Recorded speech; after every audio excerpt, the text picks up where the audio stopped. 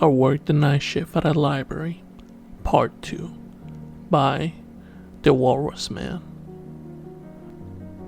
Sorry for cutting the last post short. I had someone come in that needs a special kind of attention. For starters, I don't even know what they are. For the sake of easier typing, they will be referred to as Emmett. Mainly because the name Emmett just gives me a weird kid vibes. Kind of like that one kid that sat in the back of your 3rd grade class and always drank the glue and got yelled at for sneezing into books. Maybe? A little more about Emmett. I have no clue if they're a guy or a girl at this point. Emmett has always piqued my curiosity whenever they enter the library. They stand 5-ish feet tall, always clad in an all black, and wear an all white mask. The only reason I know that Emmett has an all white mask is because they ran head first into one of our doors when they first started coming to the library. I was just sitting at my desk drawing and I could hear a dull thud. When I looked up, I first saw Emmett. By body language alone, I could tell that they were super confused as to what had hit them. It was more a feeling of sheer awe and wonder than anything else now that I think about it more. I found it quite cute actually. The experience was like watching a monkey play with a smartphone for the first time. This kept happening over the course of a few weeks, but they learned that whatever it was that hit them each time was there to stay.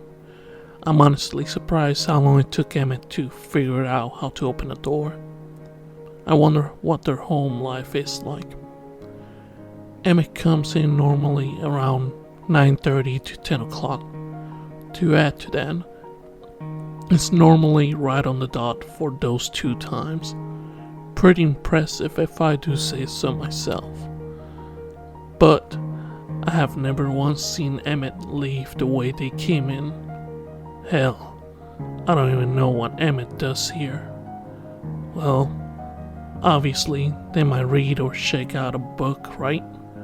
However, they have never once checked out a book. Yeah, I know that what some people do is they come to the library, find an interesting book, and read it in the lounge area.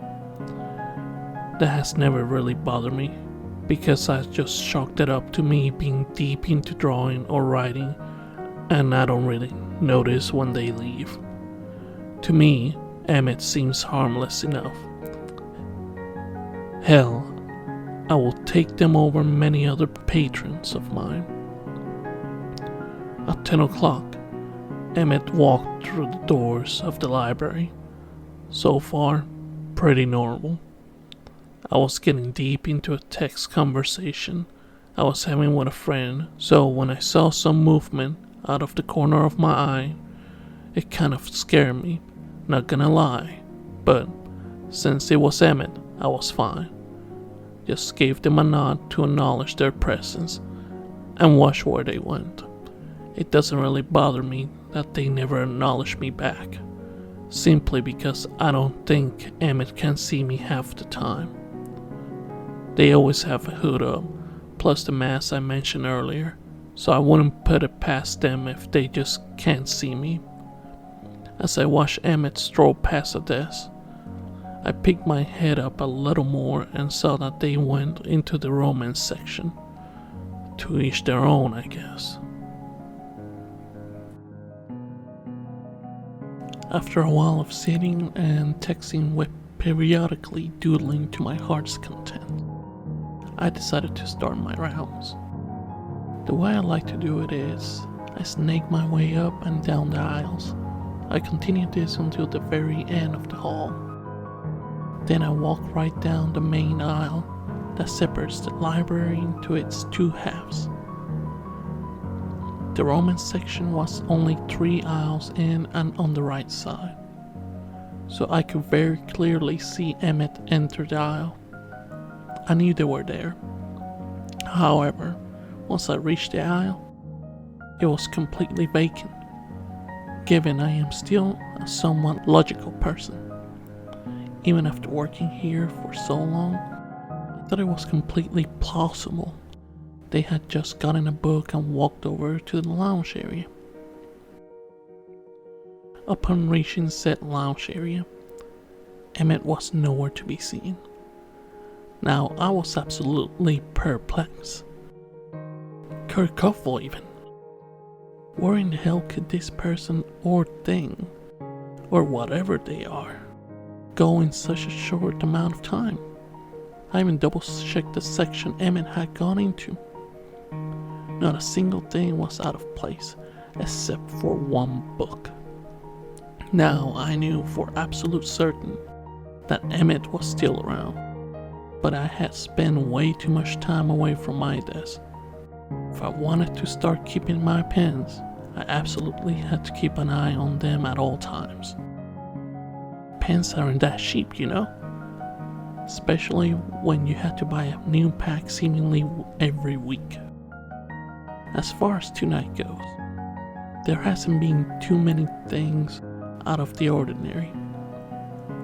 I have done my opening rounds, unlocked the doors, checked and even double checked that our resident creepy thing was present for the night.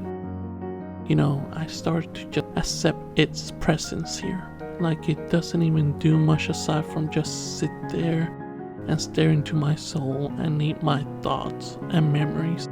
It doesn't even look like a person most of the times. I am genuinely starting to believe that it just doesn't even exist, and it's just a bunch of shadows. That is actually the perfect name for whatever the fuck I am currently staring at. Shadow. Edit. Okay, so a night that I thought would be boring turned out to be not so boring. I just had an incident in one of the sections of the library. Normally I deal with situations in the same vein as this, but this turned out to be a lot different than normal. I was sitting at my desk, drawing as usual. I wanted to be in a happy and peaceful mindset, so naturally, I was drawing a butterfly. As I was adding details to one of its wings, an absolute monstrosity of a scream came from the book section. Now, I'm no stranger to screams, especially when the library is in question, but this chilled me to the bone. It was as if the scream itself penetrated my ears and carved away at my mind. Kind of like when a cat yowls, I guess? I genuinely don't know how to put it. I stood in the main aisle, waiting for it to happen again. That way I would know where exactly it came from. I could deal with it accordingly. After a few more moments, I heard it again. It came from the paranormal section. Now, me being the only person in the library meant I had to deal with anything and everything that came through that door, or from inside the library itself. The paranormal section was about 6 aisles down from the main entrance. I carefully inched my way down the main aisle. After a short while, I ended up right next to the aisle with the screaming. Hell, even the ghosts and demons that decorated the shelving unit looked terrified. I stared at one of the demons very closely. The engraving slowly moved one of its ghastly arms to point to the entrance of the section. Now you know some fucked up shit is going on when the course is in distress. Right as I began to peek my head around the corner, I heard the scream again. However, this time it was from deeper within the library. And this time, it wasn't stopping.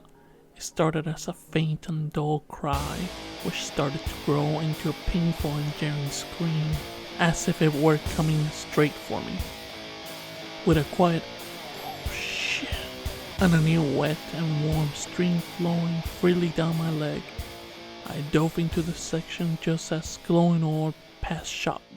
This was a completely new thing. Wormholes? I can deal with those. Teleporting entities that love romance books? I got that covered. Randomly disappearing writing utensils? All good. But screaming ghost orbs? Hell no. The wails of the orb became quieter, and then grew increasingly louder once more. As this was happening, I tried scrambling to my feet so I could run to the other end of the aisle, but once as I managed to get into my sprinter position, I ended up slamming headfirst into something. Into someone. Wow, I really love this series and I hope that y'all love it too. Stay tuned next week. Next Saturday we're gonna be bringing out part 3 of this series, and hopefully after this series is done we're gonna get started on another series that got me excited too. Well, y'all know what to do. If you like the story, leave a like and a comment. If you want more stories, go ahead and subscribe, and I see y'all on the wasteland.